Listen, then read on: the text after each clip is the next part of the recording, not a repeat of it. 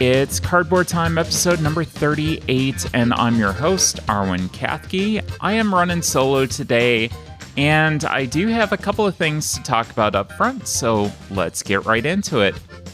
I was a guest on the Sheer Boredom Table Talk show with Roberto Lopez, who was on a few episodes ago. I always love talking to him. We had a wonderful chat together, and I can't wait to get back to in-person gaming, because at the very latest, I'm going to see him at PAX Unplugged this year, play some games with him, hang out with him. I absolutely love Roberto, and I think that you will love this interview as well. So go check that out. The link's in my socials, and if you do want to search for it on YouTube, it is Sheer, as in S-H-E-A-R, Boredom, as in B-O-A-R-D-O-M, Table Talk, and that should get you to the YouTube link. And it was an outstanding game night for P-Flag that we had up at the Malted Meeple.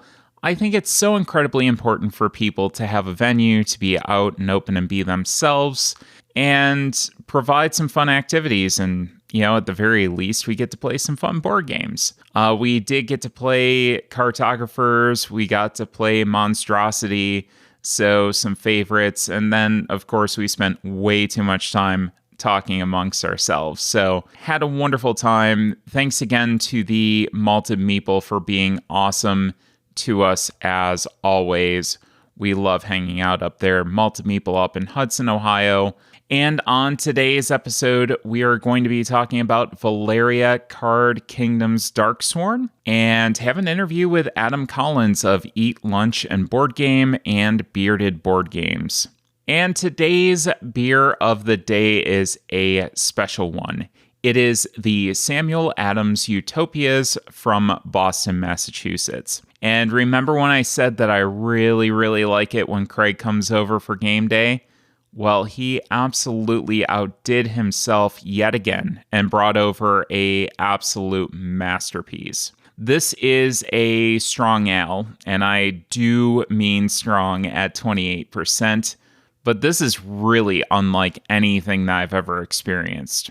I really kind of think that the magic is in the fact that it's been barrel-aged for 16 years in bourbon, sherry, brandy, cognac, and Portuguese muscatel finishing casks. So just this blend of different casks that it's wild, the flavor that all of those impart. So as to be expected with all of those, there was an absolutely strong barrel nose up front. But then once it got to the back end, it was a free-for-all. Craig and I wound up detecting all sorts of flavors on the back end, from muscatel cherries, most notably, to apricot, maple, vanilla, and caramel. But all of them were very rich and very, very pleasant. The beer also tasted different as it basically sat longer. It mellowed out on the front end to reduce that upfront barrel nose,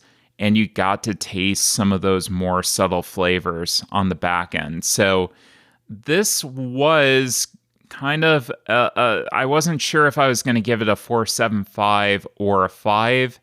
With that initial taste, I was like, this is really, really heavy on the barrel nose up front. Once you could appreciate it a little bit more, this definitely moved into that 5 category. And I'm really hoping that someday I get to try it again. It's an experience I'm absolutely thrilled that I got to have. And we got to play a couple games. We got to play Lawyer Up, and we also got to play Villainous. Lawyer Up is a fantastic game. And Villainous, I'm still not sold on. I think it's going to leave the collection at this point. I might have something worked out with Justin that he might pick it up from me. Just not feeling it, just not my speed. So, Villainous leaving the collection.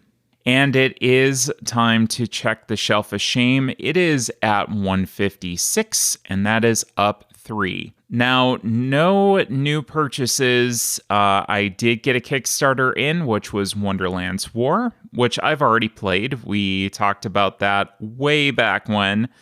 We got to play it on Tabletop Simulator. And now that I've actually been able to see it in person and see the component quality, I do have some additional thoughts on it, but I do want to get another game in person under my belt to really kind of give those out. So do expect those coming up shortly. But as you could tell, 3 new additions. How did I get there? I mentioned on Twitter that one of my top 5 current want to play games was Bake Easy Busking. I heard a lot of great things about it. It is a very different theme, and that intrigued me. I got a message from my good friend Beth that I could have a copy in the mail, and a couple days later, a copy was right on my doorstep along with 2 other games. So I got Big Easy Busking, Roar and Write, a Animal Kingdoms game, and Lost Kingdoms Pangea in Pieces. Definitely looking forward to all of those. I've been meaning to try out a few of the Weird Giraffe offerings. I do like some of these different games from the mainstream that you always hear about. It gives me an opportunity to kind of change things up, and I've heard some really good things, so I'm very excited. This gives me a great opportunity to do just that. And a huge thanks to Beth. I love her. Definitely make sure to check out her Twitter at Beth Makes Games. She is a super fantastic, very, very positive person all around, and just a beacon of light. Definitely want to go follow her if you want some good Twitter content. And as far as what I got played, well, that's sat at 0. Nothing off of the shelf of shame. I did have a stomach bug that kept me from playing too many games, which is why I only have one thing to talk about on today's episode. Really recovering from that. That took me out of things for quite a while. So hopefully after this episode, I'll get to play a little bit more. I am feeling much, much better. And as far as what I've been playing, I told you that I wanted to talk about Valeria Card Kingdom's Darksworn from 2021. This is an expansion to the base game from 1 to 5 players. Plays in 60 to 120 minutes, designed by Isaias Vallejo, and the art is by Mihailo Dmitrievsky, published by Daily Magic Games. And the goal of Valeria Card Kingdom's Darksworn is to introduce cooperative play into the Valeria world through groups of related books called sagas. These books will lead players through the story that unfolds during the game and offers greater immersion into the Valeria setting. New rules and cards will be introduced in each book, some lasting only through the current book and some persisting through the unfolding saga, somewhat like a quote-unquote legacy game. Darksworn uses 6-book decks to tell a story of wonder, sacrifice, and adventure as you explore the territory west of Valeria and encounter a darkness that cannot go unchecked. Each book presents you with a set of new rules and several tasks that must be completed by your gaming group in order to advance to the next book in the saga. Within each book, you'll find special boons to assist you and powerful monsters to challenge you. Your team will have to strike a balance between building effective tableaus of citizens that will allow you to complete the tasks and defending the decreasing center stacks of citizens that are the health of your kingdom. So I've always liked Valeria Card Kingdoms. I like the mechanisms of games that you can roll dice. If you match something that you have, you get stuff. It's really an engine builder game, very similar to Machikoro or Space Base. And again, you roll dice, you basically get stuff. So this, you actually get each individual die and then the sum of both dice as well, which makes it very fun, makes it very rewarding. You know, you just get a bunch of stuff as you roll and you just get this flood of resources. It's great. Very, very satisfying. Love that mechanism.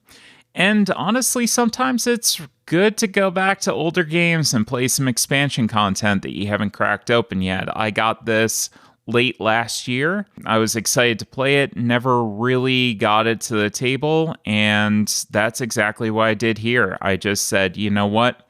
I'm going to take the time now. I'm going to crack it open. I'm going to play through this as I recoup and recover, and we're going to get this done. So, yeah, again, I've always liked Valeria quite a bit.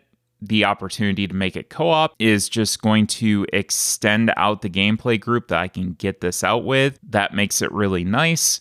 You can teach it easier because, again, co-ops, you're able to teach as you go along. You know, you're not feeling that pressure to be super competitive with people. So I definitely did like that. I'm going to try to do this with as few spoilers as possible, not get really too in-depth into the story. I should be able to do that fairly well. The story itself was pretty generic fantasy. You're basically risen heroes trying to fight against enemies to prevent a dark force from taking over the world. That's what it boils down to. You're not really going to find anything special. If you're used to Valeria, you're just going to find more of it. Maybe dive a little bit more into that world. That's going to be about it. I did like that each book felt different. They had unique mechanisms. You had unique challenges to work through.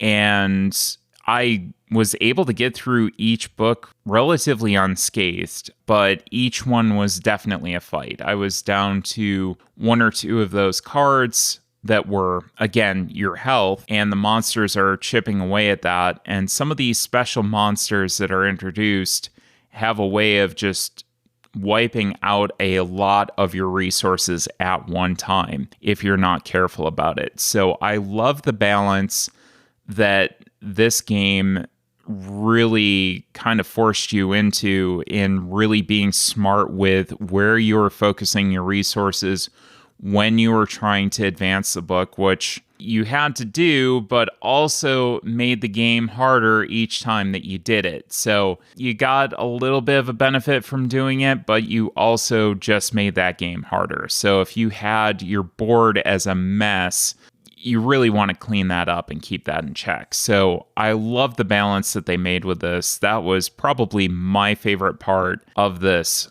besides all those unique mechanisms and challenges that you got to work through. So the story is resettable once you're done with it. You're able to go back, look at all the cards, put them back in order, and it's fairly simple to do. You know, you just basically have the tokens that are loose, and you'll bring those out as the game progresses the next time that you go through it. And it also comes with a shifting one-shot dungeon. So you have a bunch of cards that you're going to be working with. You only play through a few of them in each run that you make of this dungeon. It'll allow you to play it post-campaign with a lot of different variety. I do wish that I was able to incorporate more of the special campaign elements into that mode.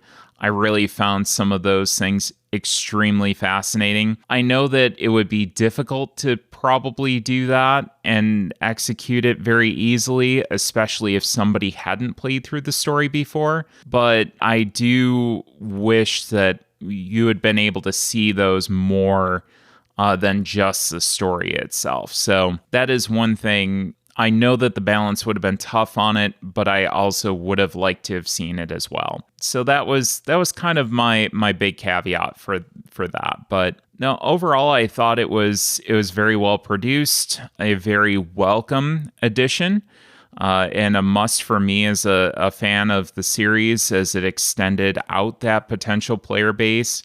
And hopefully will allow me to get this game out to more people, especially with that endless dungeon mode. I might run through the story on a harder difficulty with some seasoned players if the opportunity arises, get an afternoon, and we really want to go through that campaign. I do like the potential to really keep running those cooperative dungeons.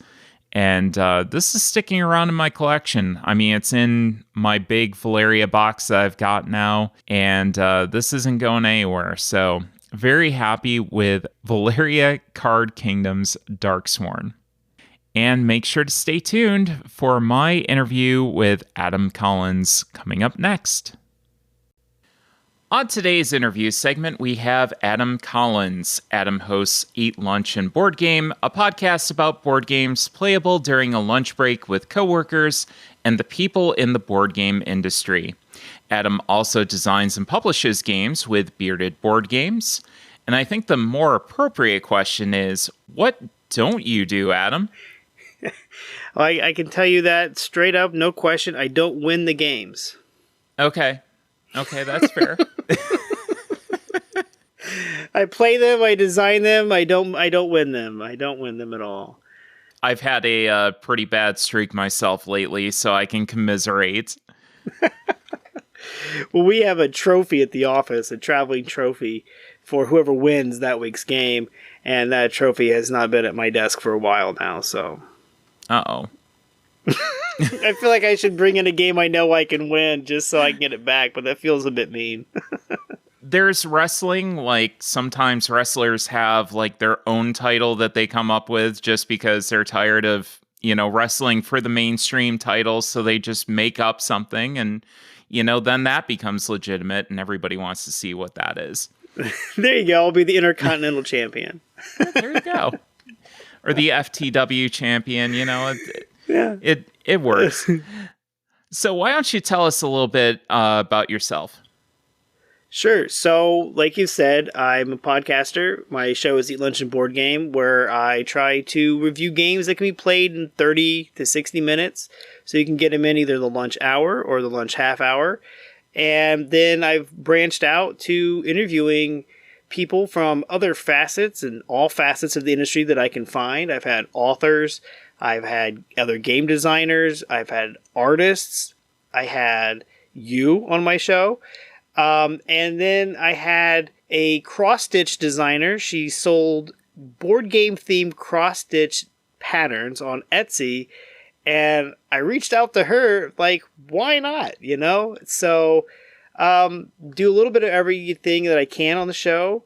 I do play a lot of games on my lunch hour. Luckily, the pandemic is lifting, so we can kind of get back to playing. Because for a while, they didn't want us to have large groups, so we had to kind of put it on hold. At that time, the trophy was on my desk, so it sat there for a long time. But I didn't have to defend it, so... So tell us a little bit more. When you say that board games build bridges, the end of every single podcast that you do, and I just heard that because I was just on a recording session. What do you mean by that, and what's your mission with that? So this whole thing started, I worked at a company that was very segmented, very siloed. And if you worked in your division, you knew the people in your division, and that was it. And it was a pretty large company and a pretty large building. We had about 220 people in the building. But I'm, as you can probably guess, a very social person. And so I kind of got to meet people from other divisions. And one of my own coworkers from my department, we started talking about playing the Settlers of Catan. So I brought it in. That slowly snowballed to 4, 5, 6 people every day coming in. And then people from other departments would see us going into this conference room with, a game, and they would poke their heads in and, what are you doing in here? And so they started playing, and what started off as Settlers of Catan, one game and about 5 people, within 3 years we had about 22 people, and we had played all kinds of games that we could play in an hour or less, and sometimes more if it was a Friday. And so when I say that when they build bridges, it really started building the bridges when we took it. I worked on a campus, right? There was more than one building, and we started branching into the other buildings on campus. And then they were like, "Oh, you guys can do this? Wow, well, we've been outsourcing that." So then they contacted this person in my building, and then we went over there to look at something from my department to help them out. And then, we started breaking down those barriers, those silos, and taking away the mystery of these other divisions, these other departments. They're not, these crazed lunatics, that sit in the corner with a hunchback in their calculator. These are real people that you can go talk to. And it really really helped bring the whole building together. Well, that's pretty amazing, and I think that whole story really it's important to network at work. I think that I've seen that through my 15-year career that I've had, really getting to know people. And what better way of getting to know people than through gaming? I mean, sitting down at a table with somebody, sharing lunch and sharing a nice, relatively friendly board game, probably most of the time. Yeah, well, that's what, this whole new board game renaissance that we've been going through these last 30 years now. It's hard to believe that Catan is like 25 years old and getting older. But the different styles of games that are out there, right? So we get a lot of pushback from some people who they don't like competitive games. They don't like infighting with people. And I'm like, hey, have you heard of cooperative games? And you bring in Castle Panic, you bring in Pandemic, where you're working together to defeat the game. And that's just, one more person now that I've indoctrinated into the hobby. And, I just think that being able to find games to play with different people based on what they know, what they do and don't like, has been really beneficial. And that's kind of what I'm trying to do with my podcast, right? As I'm trying to reach out to these people that are in employee engagement at their office or talent development at their office, training. Like, these are, training is a great way. A lot of times you all sit around and you do the forced icebreaker. What if you just sit around and play a game of Castle Panic for 30 minutes, just something totally out there, instead of write down your dog's first name, and see if anybody else had a dog named the same or whatever they do. And so I've been trying to reach out to those people in those industries and get them to start thinking about using board games as employee engagement and talent development. And one of the things you mentioned, Pandemic, and I think when I look at that from a manufacturing point of view, I know that I've worked in plants most of my life. So there's always this firefighting that's going on. And one of the main contentions that I've always had is that you can never just sustain yourself by fighting fires all day. You have to get to the root cause of an issue every once in a while. And what better way to teach that balance than with Pandemic, right? Absolutely. Another good one would be like Forbidden Island, where the island is, you can't just run around trying to, you have to keep fortifying those tiles or the island will disappear and you lose. Exactly. Like this makes so much sense. I mean, I think that quite honestly, it is 100% the wave of the future when it comes to talent development and, networking, especially. I think that you're definitely onto something with this. Yeah, and what I kind of would do with it also, with the younger generation, this newer generation of kids, we'll call them kids, coming out. Yeah, I'm old now, right? Once you cross 40, I think kids. You just... Young whippersnappers, whatever you want to call them.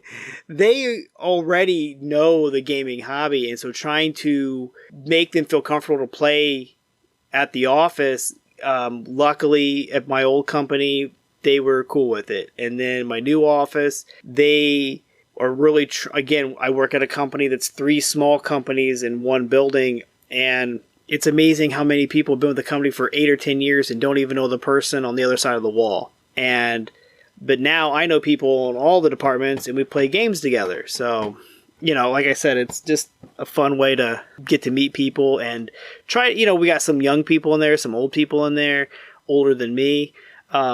So you get all kinds of people together and just bond over playing a game.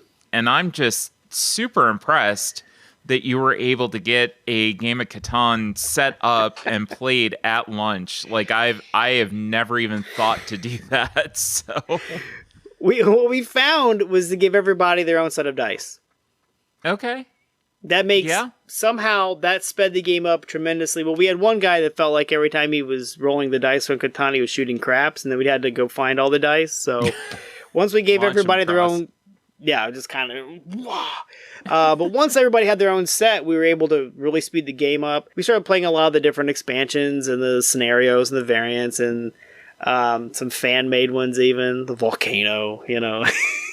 we really went deep into the world of Catan. So let's shift a little bit. What do you or did you have on Kickstarter? I know that you've been the designer on multiple games and you've been very active on Kickstarter. So tell us a little bit more about that experience. One day I was sitting in a meeting, as all corporate Americans suffer, and this idea for a board game came to me, and I literally drafted out on the back of the agenda for the meeting my game. And I had drawn and notes and arrows and all kinds of stuff. And when I got done with it, I'm like, I think this is solid. I should totally do this. So I built my first prototype. And as anybody who's designed a game will know, I brought it in, shared it with our group, and it was a disaster. It didn't work. It worked great in my head, right? I couldn't figure out why it didn't work on the table. Then we kind of tweaked a little bit here and there and changed a few things, changed some rules, and really just kind of pushed the game into the direction it needed to go. And then another one of my coworkers was like, hey, I got an idea for a game too. And so we worked on his game. That became Fences, which was our first game to come to market. We took that to Kickstarter. We took his game over mine for a couple different reasons. One, there were less components. And so if anybody designs games, you know that the less components you can have, the cheaper the cost of the game is. So that was one thing. Two, it needed way less artwork than my game. And again, since neither one of us are artistically inclined, when you have to pay for every piece of art, if I just need a cow, a sheep, a pig, that's it, Yep. A couple different versions of each. And some ground for them to lay on, way cheaper than mine that needed like 9 items plus 3 items plus a player mat plus. So we went with his game first because we were afraid that it would go sideways on us and the risk would be less if we used his game over mine, and go sideways it did. And long story short, we had to cut ties with our initial production company. They couldn't meet quality. We had to go the traditional route of through China, which then the game weighed more. So we crossed that pound line.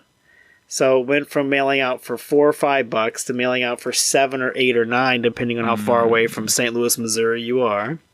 So we were losing $4 a game, every game to ship it.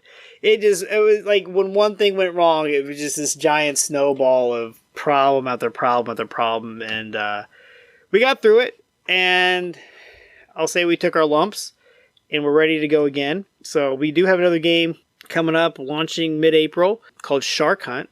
And this time around, we decided to license a game from a friend of mine who he had the idea for the game. We took it, then we did some development on it. So it was a solo, mano a mano, you against a shark. But now we've made it 1 to 4 players, multiple sharks, little different mechanic.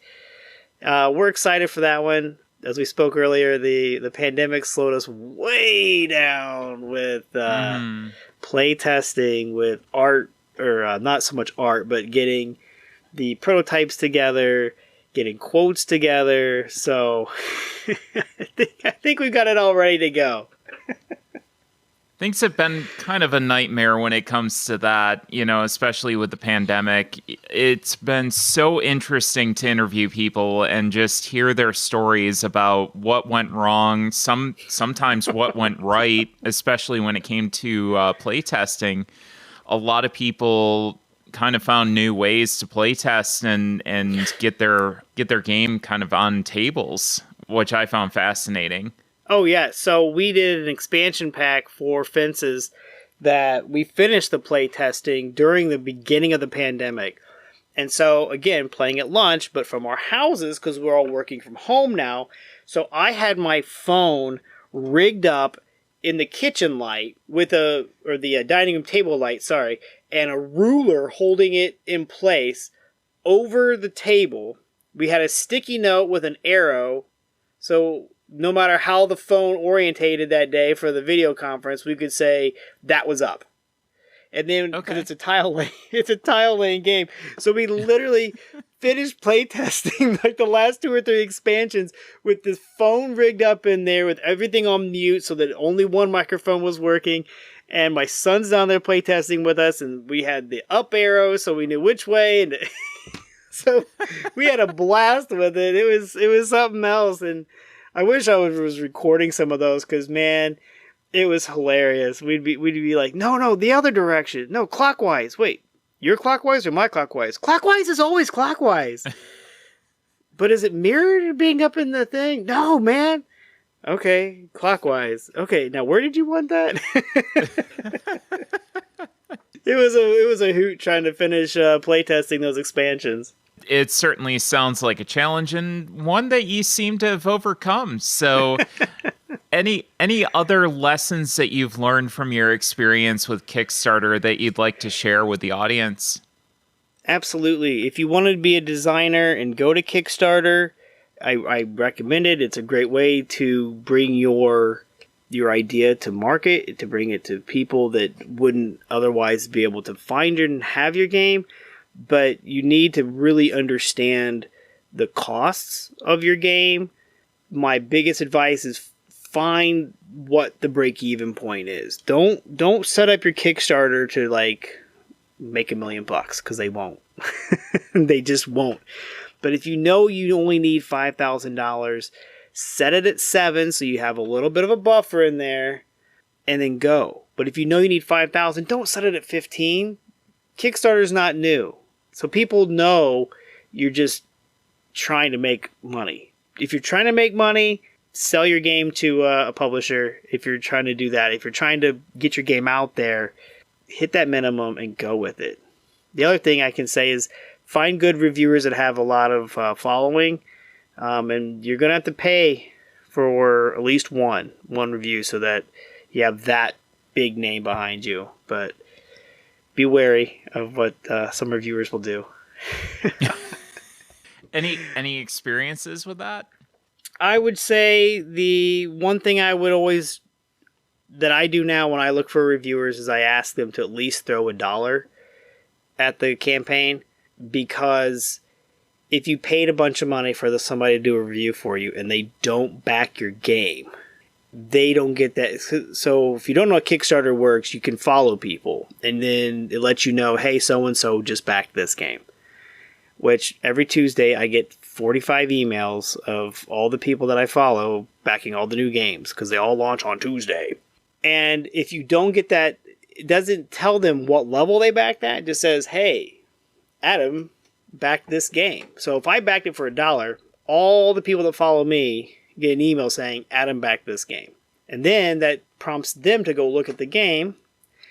And if you don't get that backing, that $1 backing from your reviewers, then their review can kind of be wasted, as happened to us. And we paid a lot of money and they didn't throw $1 at it, and their review is viewed a couple hundred times since it went live. I haven't checked lately, but it's only been viewed like 400 or 500 times. And I spent a lot of money on that. That's an interesting way of looking at it. I had never actually thought of it from the perspective of people who follow that reviewer basically driving traffic through that email that gets sent out after they do the backing. That's something that I'd never thought about before. So very, very interesting. Yeah, it's to me, like I said, that's like the important thing, right? You get, like, I don't know how many people, but a couple of my friends that I follow, they follow me, I follow them. I get that email, I'm like, oh, well, if Joe's looking at that game, I definitely should go check out what that game is.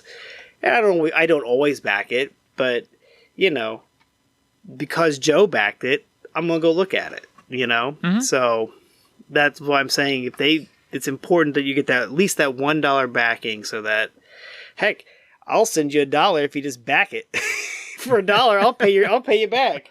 I'll pay you your $1.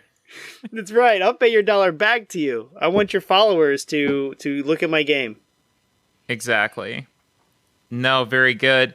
Any other stories that you'd like to tell about your time designing games?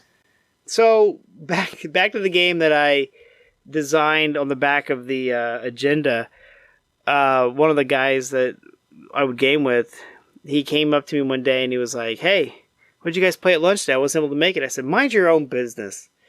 And he goes, "Honestly, Adam, I don't know if that's a game that you played or if you're just telling me to get lost." So I'm like, it's not a bad name for a game. Mind your business. And so that was the working title of my game for a long time. We just changed it to Under Construction because we just kind of got away from the mind your business theme.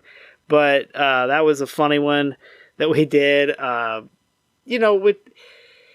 lot of hits and misses. Had a dodgeball game that didn't really work out. A couple 18-card games that just didn't work. Like, the game's there, but we couldn't fit it in 18 cards. And so we're going to come back to those later and expand them out to what they need to be. But we were trying to fit in a couple of the 18-card competitions, and it just wasn't working. And that's some of the best advice that I've had from people that do design games on a regular basis, is that sometimes you do have to drop that design that you really care about, that you're really actively pursuing, but you're just kind of stuck, and come back to it later. Maybe you need time, maybe you need some sort of spark to kind of, just get you over that hurdle. But sometimes you just have to let that thing go, a little bit. To the back burner anyways. Absolutely. We've had to do that on a couple. Well, we'll put a pin in this one. We'll come back to. We had one called Space Race that the idea is sound, but something's not right. And we can't figure out what's wrong with it. So we just kind of, we'll put this box of stuff in the corner and we label it and we'll come back to it later. Yeah. Maybe. Or we'll pilfer it for the pieces. You know what? We had a bunch of tiles in that game. Go steal it from that box. The ever-present box O components. That's right. Yes, I have one. I'm not sure where mine is right now, but yeah, I have a big old box of random parts and pieces. No dice. They're in a whole different box, but I got a box of card stock and decks of cards and broken, games that didn't have everything anymore, so I got rid of parts of it and just kept the the tokens or whatever. It's around here somewhere. I guess one question that I would have from my personal game design experience is, did you ever go to a discount store and just pick up games for components? Wow, no, I've never done that. Now I feel like an idiot. I feel like I should have done that. I have gone there and bought their decks of cards for you get 2 or 3 decks for $1. I mean, they're not quality cards at all, but they work. You can still write on them. You can do whatever you want with them. But no, never gone there and just bought up cheap games for their to dump into my box of parts. But maybe I will. That's not a bad idea. So Justin and I bought 5 copies of this Magic the Gathering game that Hasbro came out with. God, it's got to be 7 or 8 years ago. And it was like Shadows over Innistrad or something like that. I've never actually played the game, but I've got 5 or 6 copies of it. And it's like, let's buy this for miniatures and dice and tiles. Why not? I mean, if it's full of miniatures, you might as well. That's a great idea. We haven't used them, but they're there. In case I ever need them, I've got a bunch in those boxes. Exactly. So, speaking of things that don't get touched on a regular basis, your Shelf of Shame. Yes. I saw that you kind of did an inventory at the beginning of the year and that you were at 64 games. How are you doing with that? So yes, 64. I'm down to 50. Wow. But I keep going. Yeah, I keep going down to 49, but somehow another game just keeps showing up, and I keep getting back up to 50. I've been back up to 52 at one time, but I have definitely played more than the 14 I've come down. But I keep buying more games and not playing them, and that number keeps going back up. Like, what was the most recent addition to your shelf of shame, Arwen? So I got in my copy of 10 Penny Parks, and that didn't even hit the shelf of shame because I played it right away. So I was so proud of myself. I would say probably the latest that I've had that actually did hit the shelf was Kanban EV. I haven't played that yet. I bought it on sale. It was way too good to pass up. And it's staring at me every single time I go down there. And I want to play it so desperately. It's got a solo mode. Like I figured this would be a slam dunk. And I have not gotten that thing to the table. No, but it mocks you every time you go to your basement. Oh, absolutely it does. Yeah, I just picked up a copy of, I guess it's called Anno 1503 by Klaus Teuber. So playing at work with my coworkers, one of the ladies there, she's like, "Where do you get your games?" And I'm like, "Everywhere." I get them everywhere.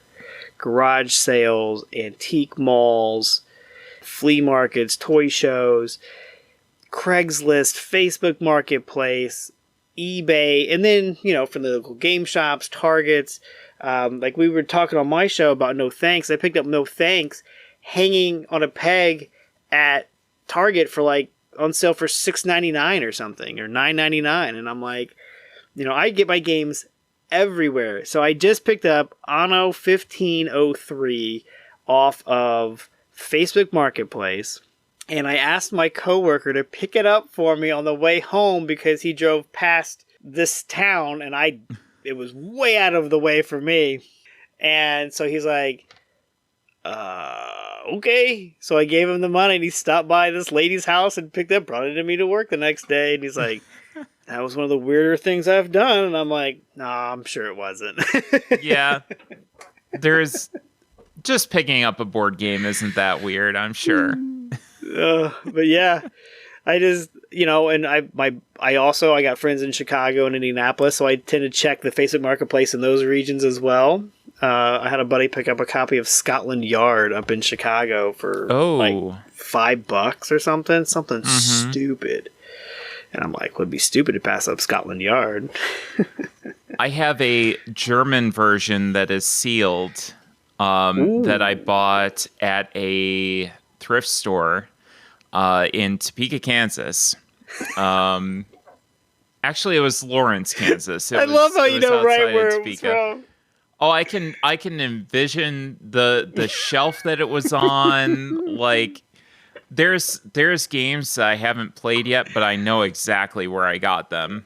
Like, I forget the most important details, for my day-to-day life, but I know where that copy of Scotland Yard came from. Still awesome. haven't had. I still have not had the heart to unseal that, but someday I will. Yeah, I've got so I did some traveling and my old company, and then some other people were traveling to other places, so I've got copies of Catan from other countries in other languages, so it's kind of fun to have the Japanese version. And once you play Catan as many times as I have, you don't need to read the card. You know what it says. You may not know exactly what it says, but that's a victory point. That's a knight.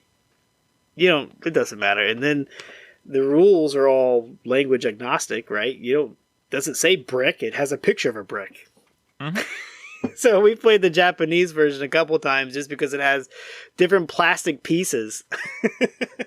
Really? Instead of the wood houses and settlements and cities and roads, they're all plastic molded stuff, and they look awesome. And so we're like, well, we gotta play with these. So we, didn't want to break it out and just put the pieces with the US version. We're like, we all know the game, so we went with it. Did they have like different artwork or anything else like that, or? No, it didn't. So it's how, like, what the Monopoly card looks like. So, this must be the year of plenty. So I'll take my 2 resources, So no, we played it 2 times, I think. It's a lot of, you gotta play people that know Catan. I can tell you that, yeah. But it's fun. Have the different languages. Cool. So you and I both share a common love for Button Shy games, and I had to ask, what is your favorite Button Shy game of all time? So it is Universal Rule by Chip Beauvais, and it is an 18-card game, 17 of which are planets, and it is a 4X game. I heard him talk on a different podcast, and he mentioned this game, and it was a 4X 18-card game, and I said, no way. No way. Then I learned about PNP Arcade, so I bought the game for $3, printed it off, laminated it, cut it out, and I cannot stop playing it. You have all 4X's in it, and you have your planets, and they have a cost to build them, and you have resources, your money or whatever, and you put the planets down, and then they are rotated. So you play it down and put it in the way that the value that you paid. Then one of the things you can do is upgrade it. So you can rotate the card around, you get it does different stuff at that point. And you're just trying to get to so many points, and that's depending on how many players you have. You need at least 3, but it plays like 3 to 5. The mechanics on the battles and the difference of the planets. So I have all of it. The base game, the second wave, the singularity, all the bonus planets, the character packs, whatever. If it said Universal Rule, I've bought it. And we loved it at the office. Because you can just so they're all balanced, but you can throw the balance off by just shuffling them all together and just taking 17 random planets. Because some of them say, like, there's triplets. And so only one can be built in its base form at a time. Well, if you're playing and only one of them's in there, you can just play it whenever. But if there's 2, the rule still stands. But there may not be the third one. And so, but oh my goodness, Universal Rule is my favorite. Do you ever play Invino Morte? Oh yeah. That game gets dirty. You want to talk about some angry people? Invino Morte will get you some angry people at the table. Oh, no kidding! I took it to a bar and used it as an icebreaker to just randomly insert myself into people's gaming groups because that's what I do. And man, I've never seen these couples getting mad at each other. Why would you poison me? Why would you not give me wine? Oh man. Oh. Good grief. That's Chris Anderson who designed that one, and it is just a riot. I love that one because I was always looking. I have a ton of solo content from Button Shy, Food Chain Island, was definitely one of the big ones for me with that. Skulls of Sedlec is quickly becoming a solo favorite for me as well. Such a fun game. Ugly Griffin Inn. I haven't played that one yet.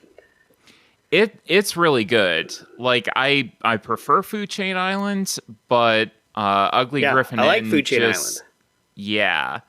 Ugly Griffin Inn is one of those games that the theme kind of hit for me before the gameplay did. But once I started playing the game and really seeing the complexity of how do I have to set these up so that everything doesn't just collapse onto itself, it's one of those games which I love when that happens. I get a sense of pleasure every single time that, I build this big hotel up and then one little thing happens and the entire thing just comes crashing down. You can't help but laugh. No, I'll have to look at Ugly Griffin Inn. P&P Arcade is just where I go to buy all those. They're like $3 a game, a couple sheets of paper, and then I just laminate them and chop them up and get ready. I even bought a corner rounder. Ooh. Yeah, I haven't used it yet. Might as well be on my shelf of shame. I'm taking it out. I've like punched a piece of paper. I'm like, ooh, that makes a pretty round corner. But I haven't. I've got like a deck box full of like all these P&P games from Button Shy. I'm like, I should go through and clip all the corners. Then I sit there and look at it. I'm like, 18 cards times 4 corners. Nah, that's too much work. Yeah. And I don't do it. This is so much effort. Too much. And then the last game that I wanted to talk about when it came to Button Shy, have you ever played Liberation? Liberation? Yeah. Mm-hmm. The hidden movement game. Yeah. Basically an 18-card version of Star Wars Rebellion. I love it. Yeah. It's set in the same world as Universal Rule. Okay. In the little pocket world that they call it. So the other one's Anthelion. That's all in that little world. That's so cool. I love that. Liberation's fun. It's an infuriating game on both sides of the table. Yes. Yes. If you can't draw the right card, Mm-hmm. You can't get that one card you need. Oh man, it's ready to like just flip the table. Yeah, it's in there too. It's somewhere in there, but it's not coming up. No, but that one's I wish I played that one more, but it's a little hard for my 9-year-old to play. Mm-hmm. So maybe I'll take it to work though, because it's a great 2-player game. Oh my gosh. Oh, it is. Yeah, that's the beauty about Button Shy. A lot of their games are solo play and 2-player games, and it's kind of rare to find one that goes much higher than 4. Mm-hmm. But yeah, solo play and dual play. Did you ever play Rove? Where you're programming the robot? Yes. I got a review copy of that, and I am fascinated. I can't believe I didn't remember to say that during the solo games I was listing off. That was so good. It's so incredibly good. I'm so terrible at it. Oh my gosh. Oh my gosh. I've not beaten it yet. I've tried.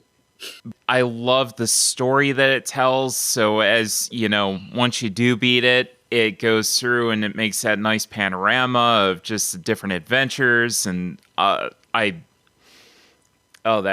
game. I almost forgot about Rove, which is just a testament to the library that Button Shy's put together, I guess. Oh yeah. Well, that expansion pack just hit Kickstarter.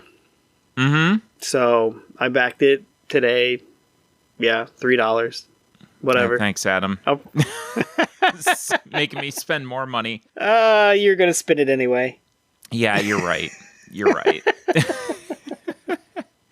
So when it comes to lunchtime, like right now, what are the games that are hitting your table at lunch?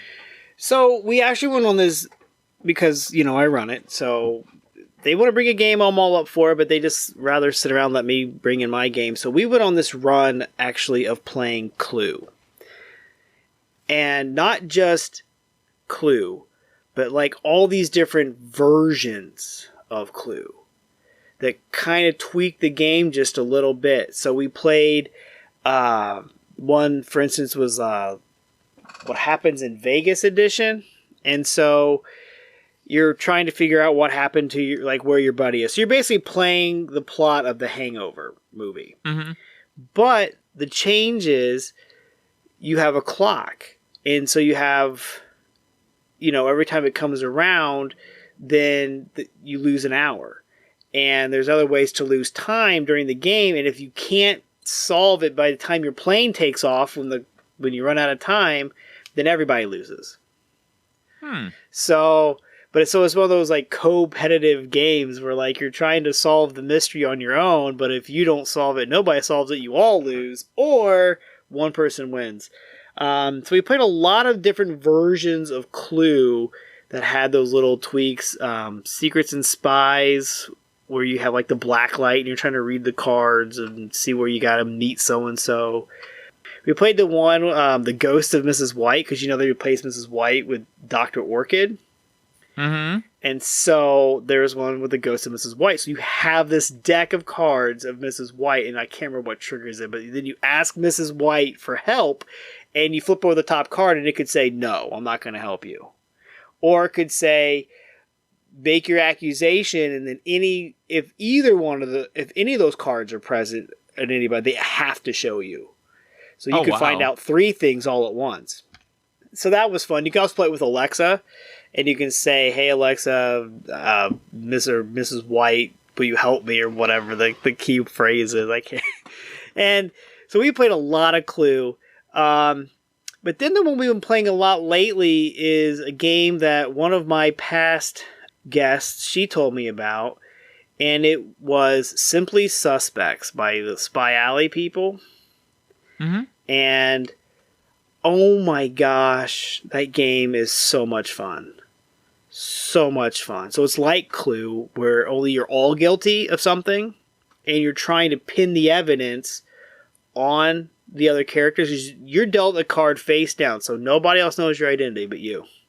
Mm-hmm. And then you're trying to pin these evidence on people, and then when they land on the grand jury space, because it's just a circular track, when they land on the grand jury space, if they have 2 pieces of evidence on them, they're out. But if they land on the grand jury space and 3 characters have 2 pieces of evidence on them and they're not out, well, now you know they're not those 3 people. Mm-hmm. And you're trying to manipulate your die rolls and move the evidence around without giving away who you are while trying to pin down who everybody else is. And that game was just awesome. And then, of course, King of Tokyo.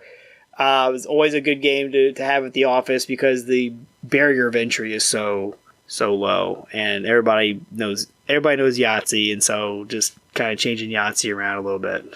So that's another big one that we always have at the office is King of Tokyo. And what about any hobbies that you have outside of board gaming? Well, I used to be really big in watching movies, and I used to be a film reviewer and used to go to the movies all the time. And so I really thought when the pandemic hit, I was going to really feel that more than I have. I think since the pandemic started in 2020, I think I've been to the movies 4 times, and I used to go like every week. So I thought I'd miss it more. I really didn't.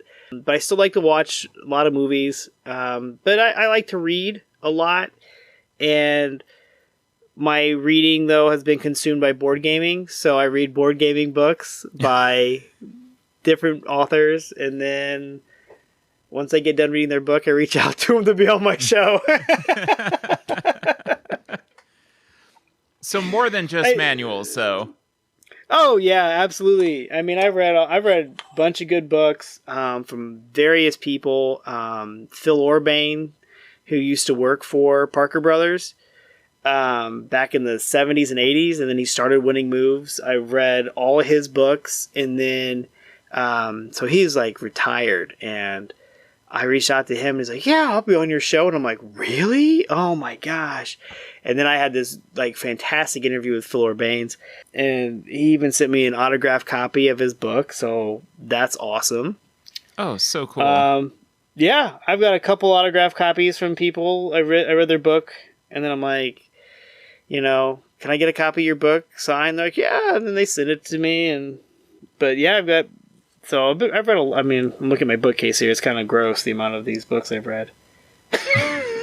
There's a lot of books here about board gaming, and they're about board gaming design, Kickstarter, board gaming history, and some of the ones I'm getting into now are just like the one I just finished was called Your Move, and it was just kind of like about board gaming and just like how it affects people and why some people play games and why some people don't. And that was a really good book, and I enjoyed that one a lot.